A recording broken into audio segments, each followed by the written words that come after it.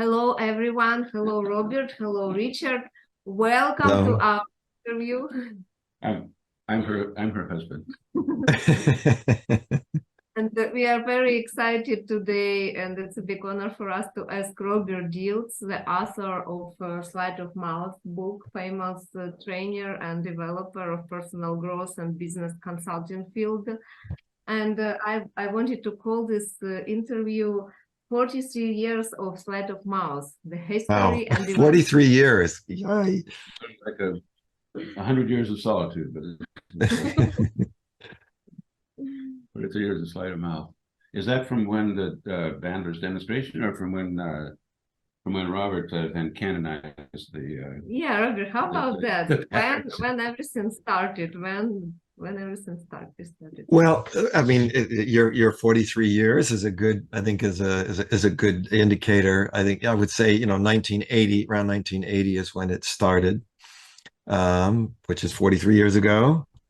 The seeds for it were kind of planted before then, but I would say in 1980 is when I was actually starting to try to, formalize these patterns and came up with the 14 that exist today.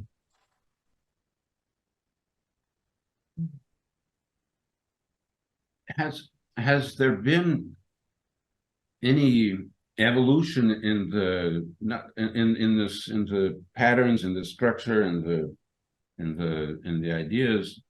I guess this is kind of leading into the question of the Sleight of Mouth Volume 2, because this is but I'm really interested, because it's like with the Bible, it got written down and that was it, but yeah. with Sleight of Mouth, I think that there is some kind of evolution.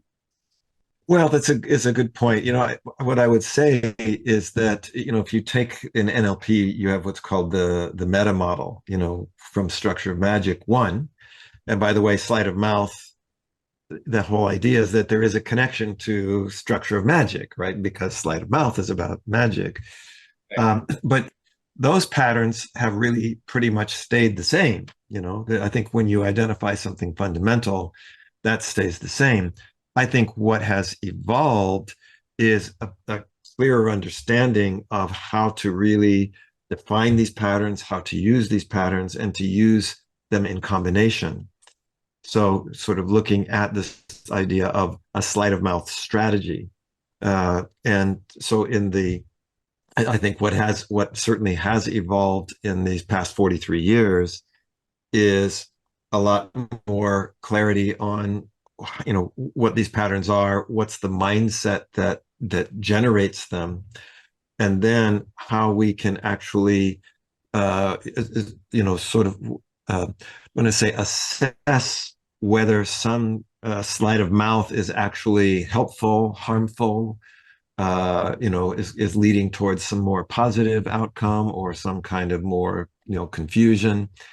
So I think that's part of what has been really evolving, is a better and better understanding of what it is and how to use it, and also how to, let's say, guard against it, guard against the problematic use, because like every other language pattern, sleight of mouth can be used in a really positive, powerful way, and it can be used in a negative way. It's a double-edged sword.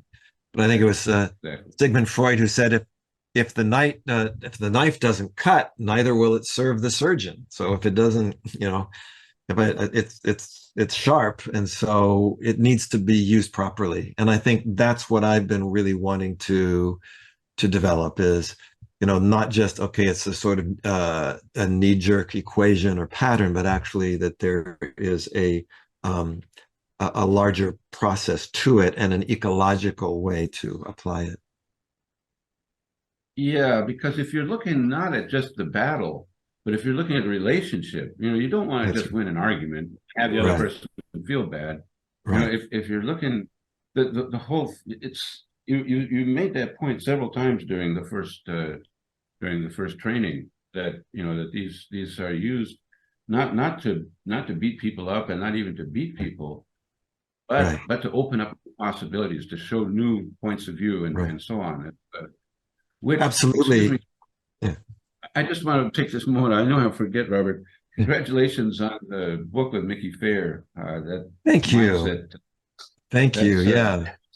Congratulations. That's a big deal. We love Mickey too. So yeah, we really Yes. like him so much. Yes. Thank you. And we're very excited about that. And by the way, we saw that we're the actual publication date is the 15th of June, but we're taking pre-orders. And actually, what we saw that it was last week, it was listed as the #1 new release in general psychology. So that's working. I mean, I don't know how long that lasts, or I don't know exactly how things change so rapidly these days. But anyway, thank you, Richard. We are going for our viewers who are watching us right now on YouTube. If you look at the description down below of this rolic, you will see direct link to this book on Amazon, right, Robert? So yes, it's on Amazon. Yes, everything's on. And when Sleight of Mouth is going to be released, we are going to add this link to. Yes, yes, it's almost done. I'm on the last chapter, which is coming back to our thread earlier. I'm really it's a Sleight of Mouth is such an interesting way to map how we it's not just about arguments, it's about how do we build beliefs, how do we change beliefs.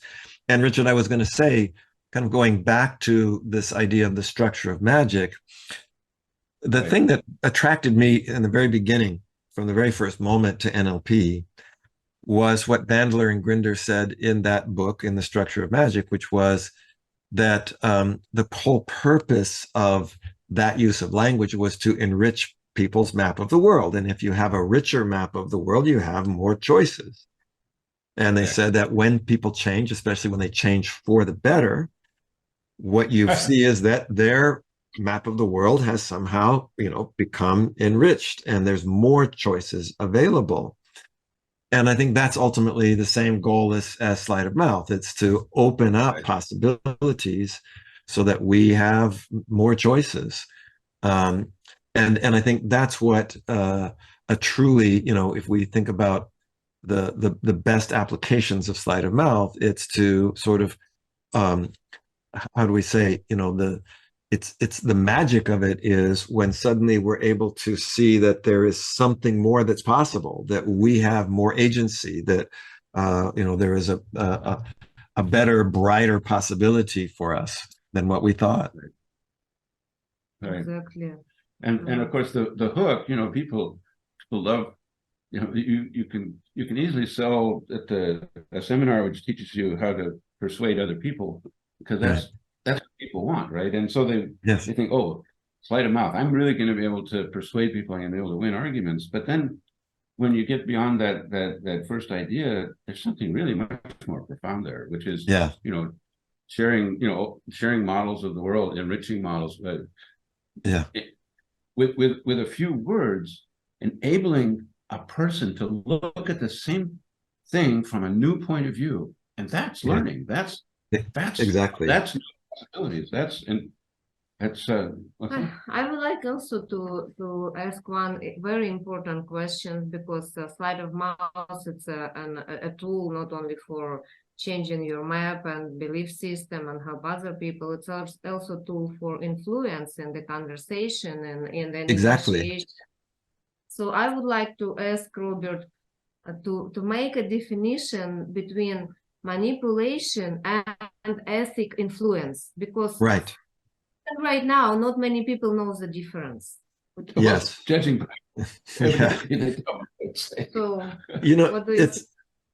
so so there's a whole approach that I call principled persuasion, and the idea of principled persuasion is that, as you said, Oksana, it's an ethical way of using language, and the interesting thing is, a lot of times people manipulate because they're unconscious. They don't even know that that's what they're doing, And so I think one of the things that Sleight of Mouth does a couple of things. One is that it also protects us from being manipulated because we're more aware of these language patterns.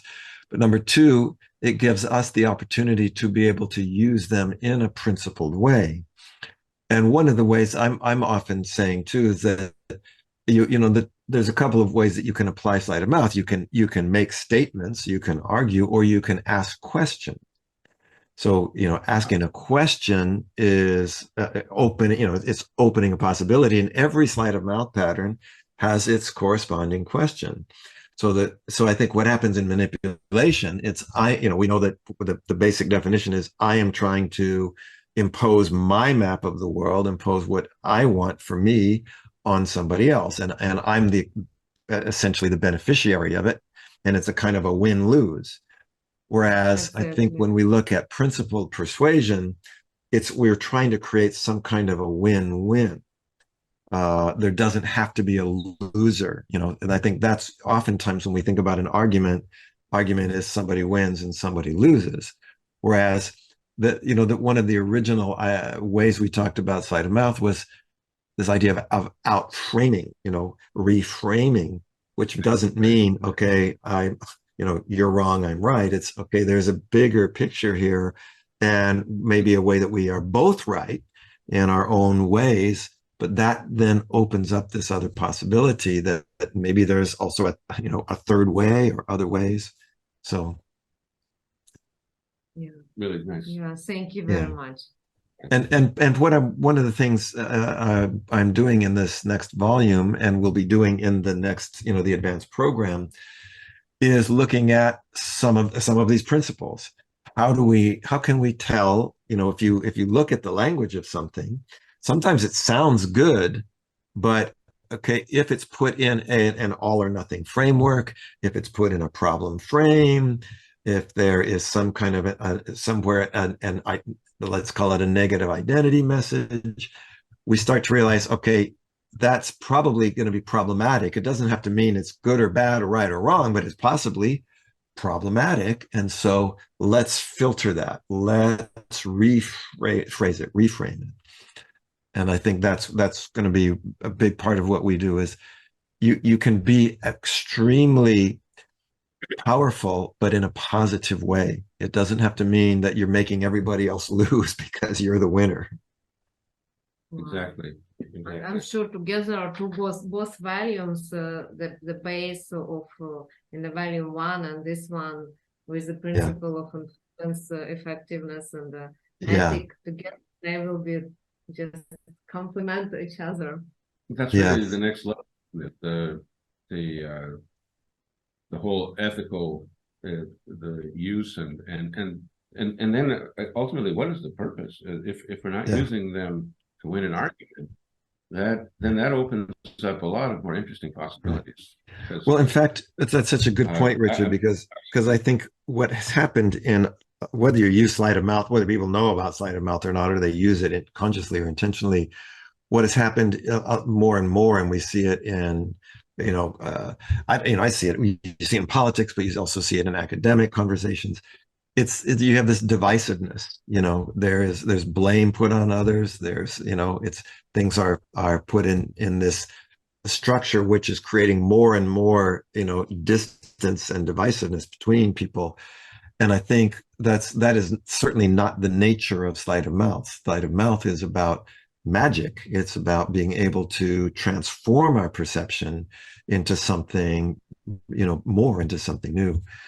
And by the way, in the book, I'm showing, I'm using certain examples where I'm saying, okay, yeah, of course you can use sleight of mouth to turn, to turn a crowd, around.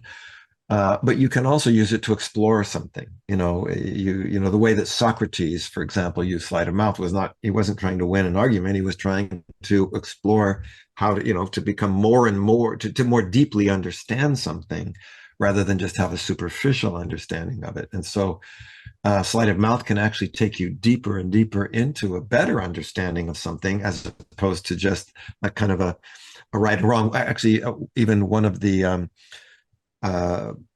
quotes in this book is from Niels Bohr, the famous physicist, where he says, it's only in superficial truths that the opposite is actually false. He says in the deeper truths, opposites are also true in their way. And so sometimes sleight of mouth leads us to be able to find these deeper truths by holding them, but within a what we would call a more intelligent field rather than what we might call a coach field rather than a crash field, or something like that. I think for me, Sleight of Mouth was really useful in focusing my attention in a rigorous way on the art of framing. I've always intuitively done it, trying to survive, but I've always been keenly aware of how the other person perceives my communication, and orienting to the other person until I could finally get the message through. Right. But I never thought about it, and there was never any rigorous examination. So for me, the Sleight of Mouth has been really really an investigation into the art of framing. I know that sounds, it's almost a topic. It's nothing new there, but so valuable for me, because I think that's the art of communication for me, is the art of framing, really. Exactly. Amen. Exactly. I agree with that. And I also started to use, after workshop Robert taught in February, I also started to use for not only for in coaching, working with people, but also for myself, to look at the situation from different perspectives. It's really powerful. I mean, it expands your perception instead of doing this narrow point. Yes. And I think that is for me, that's the ultimate goal of all of NLP. It's how do we enrich our maps in a way that allows us to have, in the one hand, greater consciousness, and on the other hand, through that, greater agency in our world. And we need it today. We need it today. We need to sort of get outside of some of those old boxes. And I think that's the framing idea, Richard, so we can get outside of that and again have a bigger perspective. I think that's ultimately the gift of Sleight of Mouth. Oh, what an excellent summation. Thank you very much, Robert. You're very welcome. I'm looking forward to this, looking forward to our advanced seminar for everybody, and I think it's going to be the next level. We're taking Sleight of Mouth to the next level. Thank you, Robert. Thank you, You're Robert, welcome. very much. Okay. We are looking forward to volume 2, and for all beautiful work you're going to give people on this planet, and let you live long, live, and prosper. I hope it's correct English. It's great. You're live long and prosper. I think that's Klingon or something. But anyway, what you're doing is really, really, really important, Robert, and it's such an honor to support you. We really think this is a message people need to hear. Yeah. And now is the time. I think it's very timely, as we were saying. So exactly. Yeah. Okay. Okay. So let's be in touch. Yes, we'll be in touch, and I'll say goodbye to everybody, our viewers. Goodbye, viewers. Bye, viewers. Bye, Robert. Bye, Robert. Bye.